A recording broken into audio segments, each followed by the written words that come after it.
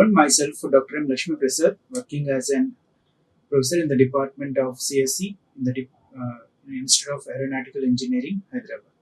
In this video, I'm going to discuss about outcome-based education. Then how we're going to process this, I will able to cover in this video. So very first thing, what is OBE? So OBE stands for outcome-based education, and OBE is student-centric and teaching, learning, and methodology in which the course delivery, assessment are planned to achieve the stated objectives and outcomes. So mainly it focuses on student performance that shares outcomes at different levels. Okay, so the OBE is nothing but outcome-based education. It should be a student-centric teaching as well as learning methodology. So in which the course delivery, assessment are going to be planned to achieve the objects and outcomes. So it focuses on student performance, and that should be outcomes at different levels. So it should be a guide to writing and assessing the learning outcomes. So National Board of Accreditation, so what we call NBA, so accreditation for higher education institutions in India. So this one is established by AICTE in 1994, and it has a full membership in Washington Accord since 2011. So normally these higher educational institutions are going to be classified in two tiers. So tier 1 should be all IITs, NITs, central universities, state universities and autonomous institutions will come. Under tier 2, all the affiliated colleges of universities will come. So here, mainly this one established by AICTE, which is going to be classified these education institutes mainly two categories like tier 1 and tier 2. So here the tier 1, so all the IITs, what is there? So like IIT Delhi, IIT Kharagpur, and NITs and central universities, state universities and autonomous institutions. So all this comes under tier 1. Similarly, all the affiliated colleges of universities, so all comes under tier 2. When it comes to the Bloom's taxonomy, so here it should be a global language for education. So and it should be frequently used by teachers in writing their course outcomes. So here it should have a ready-made structure and list of action. So normally this Bloom's taxonomy is going to be categorized in different levels. So remember and understood, apply, analyze, evaluate, and create. So like this, this Bloom's taxonomy is going to be classified into different levels. So normally, remember means so where you can able to recognize and recalling the facts, and understand means so understand what the fact means, and apply, so applying the facts, rules, concepts, and ideas, and analyze, so breaking down this information into various parts, and evaluate means judging the value of information or ideas, and create means we're able to combining parts to make a new whole. So like this we're going to categorize the various levels of Bloom's taxonomy. So Bloom's taxonomy levels so is going to be classified into two categories like lower cognitive levels and higher cognitive levels. So lower cognitive levels means remember, understand, apply will come. So whereas a higher cognitive level, so it should be analyze, evaluate, create. So remember means so what I said is recognizing and recalling the facts. So what are the facts that are available? So we have to be recognize it and we have to be recalling. So that's why we call it as a remember as one of the taxonomy level. And understand, so understanding what the fact means, and applying, so applying the facts, rules, concepts, and ideas. When it comes to higher cognitive level, so analyze, so that means that so breaking down the information into component parts, evaluate means judging the value of information, ideas, and create means combining the parts to make a new. So these are some of the various verbs that maybe comes under different levels of verbs taxonomy. So if I consider remember, so choose and define, find, how, label, list, match, name, omit, recall, and relate. And similarly, I can able to select like select, choose, smell, tell, what, when, where, the who, which, and why. So all the W terms will comes under this node. So example, what is that? When you are going to apply this like this. And similarly, the next level is understand. So in this understand, so here it should be classify, compare, contrast, demonstrate, explain, extend, illustrate, infer, interpret, outline, relate, refresh, so show, and summarize, translate. So these are the some other different types of verbs that maybe comes under understand. And similarly, if I'm going to consider apply,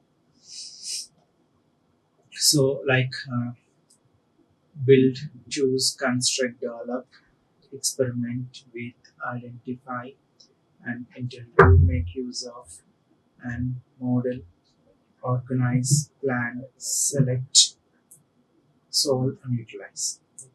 Okay, so all this first will comes under lower cognitive levels, and rest of the three what we have that should be higher cognitive levels. So that means analyze. So what are the verbs in that means? So I should categorize, classify, compare, conclusion, contrast, distinguish, examine, list, motive, simplify, take part, like that. So all these verbs may come under analyze. The next one, evaluate. So here it should be appraise, agree, assess, and award, choose, compare, conclude, criteria, criticize, decide, deduct, define, like this. And some other like interpret, judge, justify, measure, and some other most frequently used estimate, evaluate, and explain. Similarly, when I'm going to for create for this, adapt, then build, choose, change, choose, combine, compile, construct, create, design, develop, discuss, elaborate, estimate, like this. So here it should be the sum of the verbs that may become under different levels of this blue stacks. And very first thing is that what is the importance of OBE? So OBE is nothing but a process which is going to be involves the restructuring of curriculum, assessment, and then reporting the practices in education to reflect the achievement of higher order learning. And institute can also bring the changes to curriculum by dynamically adapting to the requirements of the different stakeholders, and OB is all about the outcomes and feedback. So OB is one type of process where you can able to restructuring the curriculum, assessment, and reporting the practices in education to reflect the achievement of higher order learning. And and what we can able to say that is it should also be brings a new syllabus to the curriculum, and by considering different stakeholders like alumni, students, parents, and industry nominees, and then recruiters. So mainly all this the OBA should be about the outcomes and feedback. So importance of OBE here. So here why it should be important. So here it should be so for national transforming agenda, and it should also in order to meet the MQA requirements, and in order to make the continuous quality improvement, and OB traditional education and polytechnic transformation plan and current scenarios and issues. Like this, we have so many goals in order to achieve this. So, in order to meet this MCQ requirements, we have to be program must be OBE, and in order to improve this continuous quality improvement, so we need innovative assessment and evaluation, and similarly for increasing the graduate employability so that we can able to where the polytechnic technical transformation can be done. And some different levels of outcomes will be program educational outcomes and program outcomes and program specific outcomes and course outcomes. So these are the different levels of outcomes what we are going to see in OBE. So program educational outcomes and program or the program the students is undertaking the program outcomes have to be known and program specific outcomes and course outcomes. So the benefits of OB for the faculty is so it should able to creative and innovative teaching can be done and show less pressure will be considered by the faculty and they can also learn individual thinking and vision. So these are the various benefits of OB for the faculty. So where the faculty can able to create an innovative teaching and the faculty can also feel less pressure and they can also learn individual thinking and vision. So the outcome based education. So initially we have to be know what are the outcomes. So for that, what should be the mission of the institution and student outcomes of the program and course outcome or course learning outcome. So here, so this should be get from parents, students, industry and professional organizations. So by taking these inputs of these different stakeholders, so we can able to define the outcomes and program outcomes and course outcomes. So this course learning outcomes is subjected to course planning and delivery where you can able to define the syllabus and teaching methods, learning activities and assessment tasks. And that should be called as course assessment.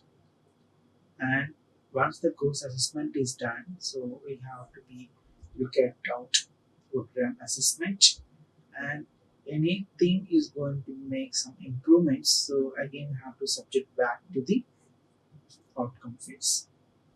And individual assessment should also be done. Institutional assignment assessment. So this assessment evaluation should be done for course as well as the program and the institution. Suppose if you notified any of the improvements should be done in the course and program and institution. So then what the improvements is subjected and reflected back in both program outcomes and student outcomes and then course outcomes. So this what are the steps in this outcome based education? So first we have to identify the PEOs and POs and map to that to national qualification framework and link this to institution vision and mission and create the subject COs and identify the teaching and learning activities and match the teaching and learning activities to assessment, measure achievement of PEOs and PEOs and give feedback. So these are the various steps that should be involved in outcome-based education. So very first thing is that identify the PEOs and POs and map to the national qualification framework and link the institution vision mission and create the subject CO, identify the teaching learning activities and match those teaching learning activities to assessments and finally measure the POs and PEOs and feedback this QI. So this should be a circular process where we can able to plan and do, check, and then act. So in planning, we have to be see what should be vision, mission, PEOs, PLOs, and CLOs, what we call COs and PEOs, and do that. So which should be done through learning process like course syllabus, pedagogies, learning process, and assessment. And this should be subject to check it out whether we're going to assess this course program and then university level assessment, what we call. And again, any improvement is to be done, then it should be act on this improvement by considering learning outcomes, activities, and then assessment. And so, just know what I said. That should be a cycling process. Again, plan, do, act, check, and then act. So here the characteristics of OBE should be it has the program aims, program learning outcomes, course learning outcome, and performance indicators. And the main objective of this OBE should be outcome driven. So where every stated objective and outcomes can be assessed and evaluated. And it should be centered around the needs of the students and stakeholders. And every learning outcome is intentional. So therefore the outcomes may be assessed using suitable performance indicators. The purpose of EOB is that so we can able to measure and map the COs, POs, PEOs, and PSOs. So here the course outcomes so should be knowledge, skill acquired through the course and then curriculum. And program outcomes means it should be expertise developed after the completion of the program. And program educational outcomes or objectives means where the broader objectives after completion of the program. And program specific outcome means expertise of the graduated students of the certain program. So what should be the COPO mapping here? So it should be a link that is established between the COs and POs in order to assessment. So it should also be helps and encourage the outcome-based education in schools and colleges. So for attaining a approach towards the education along with the improved learning outcomes. So the main purpose is that so how to measure the CO, PO, PO, and PSOs. So in order to assess this, we have to follow some of the steps. Right, very first thing should be how we're going to map with the COs and POs here. So COPO means that so where you can able to establish a link between the COs and POs for each lesson and assessment. Next, we will see how what the OB is going to be addressed and what kind of following questions like what do you want the student to have or able to do, and how can you best help the students achieve it, and how will you know that what they have achieved it, and how do you close the loop. So these are some of the questions where this OB can able to address. So along with that, we're also going to have who are the stakeholders and what services do we provide, and do constituencies understand our objectives, and what services and facilities and policies must be present, and how we're going to measure our results, and how do you use these results for CQI, and are the constitution satisfied like this.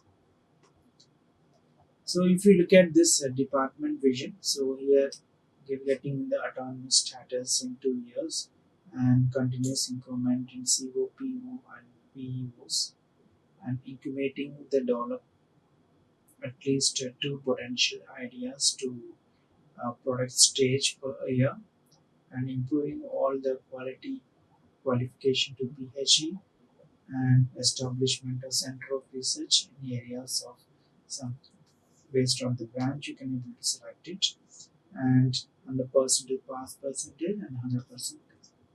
This should be the department vision if you consider any of the departments. So every department is going to be autonomous, and the continuous improvement in COs, POs, and PSO, PE attainment. So improving the faculty qualification and establishment the research center and 100% pass percentage. So once you know this vision and mission, so you have to be identify the program educational objectives. So by creating a table, so intellectual capacity, critical thinking, creativity, and problem solving ability, and where how the department is going to map the institutional views, professional skills, engaging research, and unable to do the responsible citizens. So if you look at this program outcomes, so expected to know and able to perform are going to be attained by the time of graduation. So that should be done through skills, knowledge, behavior, and attitude, and outcomes. Maybe I reflected in next slide like this. So now some of the program outcomes should be like ability to acquire and apply the fundamental principles of science and engineering. And second is that so capability to communicate effectively. And third one is acquisition of technical competence in specialized areas of engineering discipline and ability to identify formulate and model problems to find the engineering solutions and ability to conduct research and understanding the importance of sustainability, cost effectiveness in the design and development, and understanding commitment to the professional and ethical responsibilities. So here it should be the sum of this programming outcomes where when able to. So along with that, some other programs may be like ability to work effectively to as an individual and as a member of the leader in the team, and ability to acquire multi-skill engineer with a good technical knowledge, management, leadership, and entrepreneurial, and awareness of social, culture, global environment responsibilities, and capability and enthusiasm for self-improvement. It should be done through continuous personal development and lifelong learning. So the learning outcomes are going to be expected for the certain subjects where can able to be assessed and evaluated through various measurement tools. So if I consider any of the college, so in that some particular department, so what are the subjects in year wise I have mentioned and how are going to be assess this and how are going to be moved from semester by semester. So once you identify these different subjects of this each semester, so consider any one subject. Consider one of the subject like microprocessor and controllers. So identified some of those course objectives like this. So one of the course outcome may be ability to understand the architecture and then develop simple and assembly language programs using 8085 microprocessor. And another objective may be ability to develop the 8085 programs using complex concepts. And another objective may be ability to understand and configure commonly used peripherals interfacing with 8085 and 805. So once that identified some of the objectives, so roughly I can able to identify 6 COs. So that COs is going to be mapped with the POs what I previously shown, right? So those things have to be mapped. So how this particular CO is going to map with any of this POs what I select, then choose it. Similarly, identify the CO two that should how are going to be mapped with the POs and CO3 like this. So once this COPO mapping is done, so then identify this PEOs, program educational objectives mapping. Then our going to be assessing this COs, POs, and PSOs. So here, if you look at this structure, you can going to have some of the course outcomes. So that should be subject to the program outcomes, and this program outcome is subjected to POs. So where the POs able to get from department vision and mission and college vision and mission. Then this program educational outcomes is going to get the input from the alumni, faculty members, academics, professionals, industrials. And similarly, the course learning outcomes able to get from the entry of the students. So once this one is done, so you have to be continuously assess the COs and any improvements that one you have to be modified. And similarly, program outcomes and program education outcomes are finally have to be done mapping with. So for assessment of achievement of PUs, so there should be a different methods available like indirect and direct method. And so evaluating this course also are going to have two types of methods like direct and indirect, and assessing the attainment of PUs also should be two types, direct and indirect. So if I'm going to choose this program educational outcomes, so what should be the direct method is PO mapping. Or indirect means if I want to done that should be alumni survey or employee survey. And if I'm going to what are the methods to assess these courses, so the direct is that through the theory course assessment and practical course assessment, they should be the direct one. So if I'm going to see indirect, they should be course and survey and then faculty survey. And next one, how we're going to assess this assignment of PO. So here should be direct and indirect again. So for direct, that should be COPO mapping, and indirect it should be exit survey. So these are the some of the methods. We will see one by one. So if you see this course outcome, so direct should be theory and practical course, and indirect should be course and survey and faculty survey. So once this course outcomes are obtained, then we have to move to the program outcomes. So for this program outcomes, again we are going to have two types, direct and indirect again. So for the direct, it should be COPO attainment and exit survey. And then for attaining the POs, that is the third step. So the direct should be PO attainment using PO and POs, and indirect should be alumni survey and employers. So like this are going to be assess the COs, POs and POs. So for this CO attainment, so how can able to do that? So just now what I said, we are going to have two types of methods like theory assessment and core practical, and indirect which should be course and faculty. So consider theory and course assessment like by conducting some of the exams, assignment model exam and then university exam. So for each and every COs, I'm going to get the values right for a particular student for all the students as well. And indirect should be course and survey on faculty survey. So for this course and survey, so like for at the end of each and every course, so the students are going to be complete some of the course and survey, indirectly assess their competence in attaining the course outcomes. So for the assessment will be course and survey. It should be assessment period will be every semester of your completion and assessed by the student who completed the course, and assessment tool will be questionnaire. Similarly, the faculty survey here. So after the end of every course, so the feedback going to be taken from the course instructor about their assessment on each student attaining the course outcomes.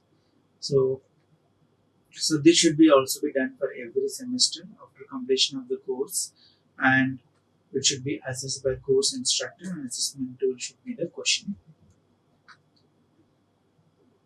So example of CO attainment of particular course. So the course outcome is defined and the grading scale is put on considered, and if the target is going to be more than 75%, I have to achieve the 70% of marks.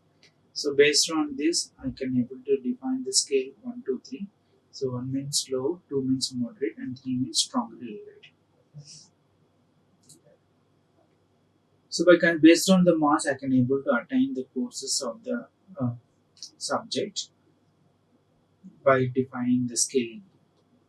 So then how are going to be assess the program outcomes? So these are the program outcomes initially defined.